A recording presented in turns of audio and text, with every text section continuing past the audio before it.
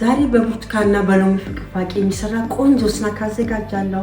የህይወት ማዕድ ነው። መጀመሪያ ብርቱካኑን እንፈቀፍቃለን። ሎሚውን እንደዚህ እንፈቀፍቃለን።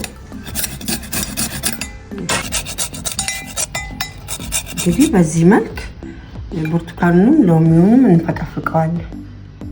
የብርቱካን ጭማቂውን እናደርጋለን። ብርቱካኑን እንደዚህ እንጨምቀዋለን።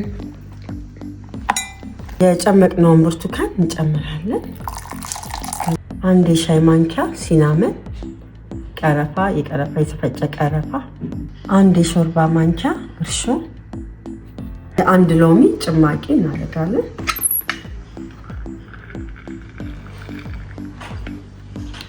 ግማሽ ኩባያ ስኳር፣ 1/2 ካፕ፣ 1/3 ወይም ደግሞ ሩብ ኩባያ ዘይት።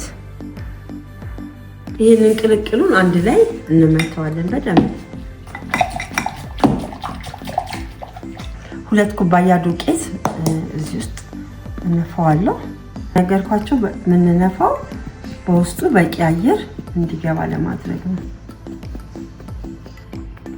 የቀላቀልነውን የብርቱካንና የሎሚ ቅልቅል እንጨምረዋለን።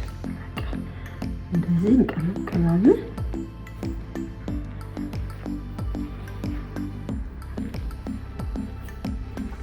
በጾም ጊዜ ለስናክ ወይም ደግሞ ለቁርስ ይሄ ጥሩ አማራጭ ነው። እንደዚህ በደንብ እናሸዋለን። እንደዚህ በደንብ ካሸነው በኋላ እዚህ ከድነን ሞቅ ያለ ቦታ ለ15 ደቂቃ እናስቀምጠዋለን።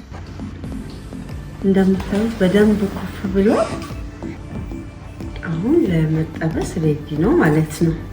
ዘይቱን እዚህ ሞላ አደርገዋለሁ። በደንብ ዘይቱን ግሏል። ስለዚህ በጭቅ እያደረጉ መጨመር ብቻ ነው። በቀላሉ የሚዘጋጅ ስናክ ነው። በግማሽ ሰዓት ውስጥ ሊደርስ ይችላል። እንደዚህ ገለብጠዋለን። ቶሎ ነው የሚበስለው፣ ጊዜ አይፈጅም። እንደምታዩት የዚህ አይነት መልክ ይዘዋል። አወጣዋለሁ።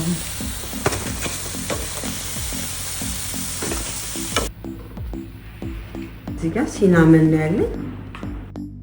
ተፈጨ ቀረፋ፣ ተፈጨ ስኳር አንድ ላይ እንቀላቅለዋለን።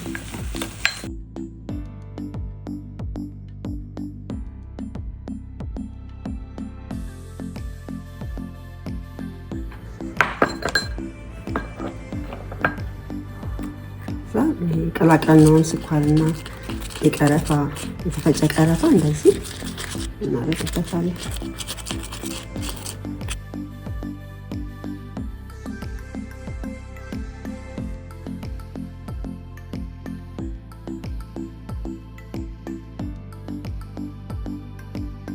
ዛሬ የሰራሁት ስናክ ይሄንን ይመስላል። በየቤታችሁ ሞክሩት። የህይወት ማዕድ ነው። ቻው